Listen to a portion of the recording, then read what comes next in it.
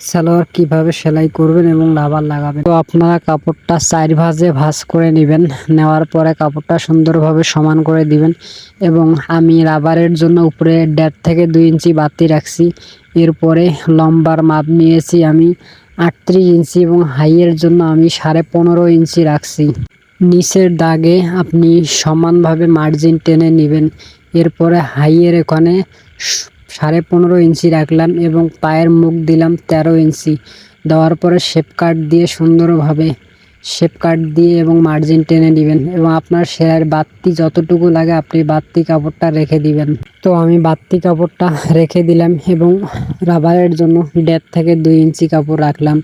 এখন আমাকে কলি কাটতে হবে। তো কলি আমি কেটে নিলাম। এখন আমাকে রাবার কাটতে হবে।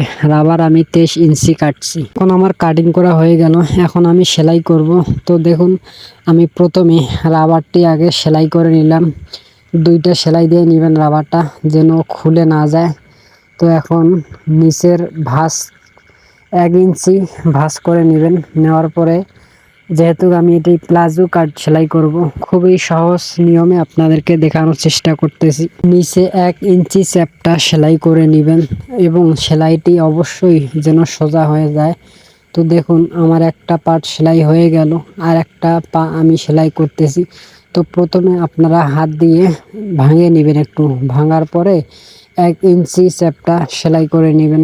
তো আসলে প্লাজোগুলো সেলাই করতে খুবই কম সময় লাগে। তো আমার এখন পা সেলাই করা হয়ে গেল। তো এখন আমি কলি লাগাবো।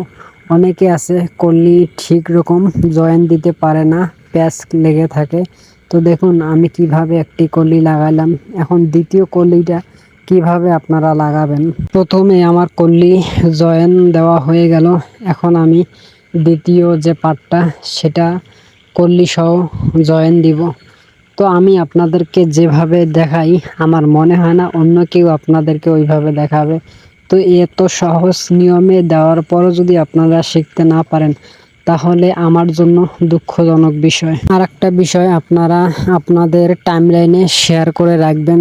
যখন যেটা বুঝবেন না, আপনার টাইমলাইন থেকে শিখে নেবেন। তো আমার কলি জয়েন দেওয়া হয়ে গেল।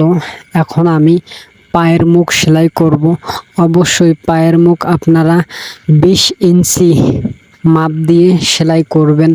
যেহেতু আমি এটা প্লাজো সেলাই করতেছি, আপনারা যে যত পারেন, কেউ 16 ইঞ্চি দেয়, কেউ 20 ইঞ্চি দেয়, আবার কেউ আছে অনেক বেশি দেয়।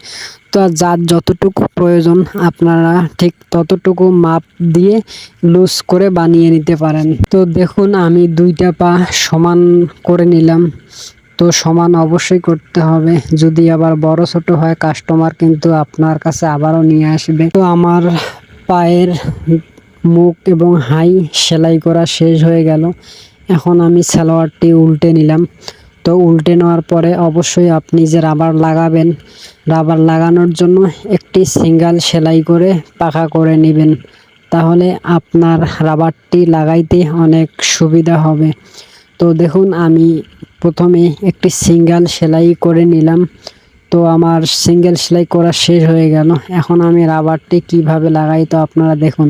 তো রাবার লাগানোর সময় একটা জিনিস খেয়াল রাখবেন, কোনোভাবে যেন রাবারের উপরে সেলাই না পড়ে।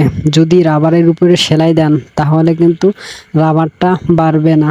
তো এভাবে রাবারটি টেনে টেনে ধীরে আস্তে লাগাবেন, তাহলে দেখবেন রাবারটি উপরে সেলাই পড়বে না। তো আমি যেভাবে আপনাদেরকে দেখাই, আমার মনে হয় না কেউ আপনাকে সেভাবে দেখাবে। তো আপনারা কাজ অবশ্যই ভালোভাবে করবেন, তাহলে দেখবেন কাস্টমারের অভাব থাকবে না।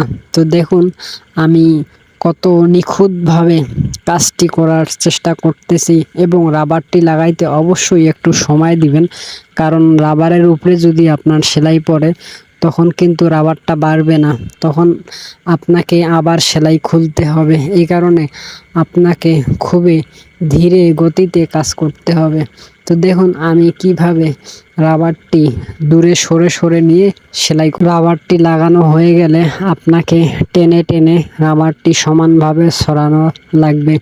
এরপরে আপনারা অবশ্যই রাবারটি টেনে টেনে সেলাই করতে হবে। দেখুন আমি কিভাবে রাবারটি 2 পাশে টেনে সেলাই করতেছি। তো রাবারটি লাগানো খুবই সহজ, যারা পারে না তাদের জন্য অবশ্যই একটু কঠিন হবে, তবে কিছুদিন কাজ করলে অবশ্যই দেখবেন যে আপনার হাতে অটোমেটিক চলে আসবে। তো অবশ্যই আমি চেষ্টা করি আপনাদেরকে ভালোভাবে দেখানোর। তো অবশ্যই আপনারা রাবারটি দুই পাশে টেনে টেনে সেলাই করে নেবেন। তো দেখুন আমার প্রথম একটি সেলাই হয়ে গেল, এরপরে দ্বিতীয় সেলাইটা আপনারা কিভাবে করে নেবেন। তো দেখুন আমার সেলাই করা হয়ে গেল রাবারটি সহ। তো এখন পা দুইটা সমান করে সুন্দর মতন ভাঁজ করে রেখে দিবেন। তো আপনারা যারা এই ভিডিওটি ফুল দেখেছেন অবশ্যই ভিডিওটি শেয়ার করে অন্যকে দেখার সুযোগ করে দিবেন। আর অবশ্যই আমার যে পেজটিতে দেখবেন অবশ্যই আমার পেজটি ফলো করে রাখবেন। ধন্যবাদ সবাইকে।